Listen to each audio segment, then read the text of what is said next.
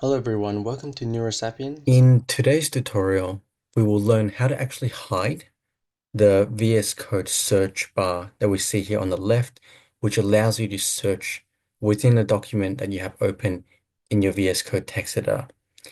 And so this is building on from the tutorial last week where we showed how to actually open and show this. So if you currently have this view and you want to hide this, what you can do is once you have your VS Code text editor open, hover to the side here where you see this bar that is lit up and you see the cursor that lets you resize it. We'll click on it and drag it to the left. This will then hide that search bar that you currently have open. And so there you have it.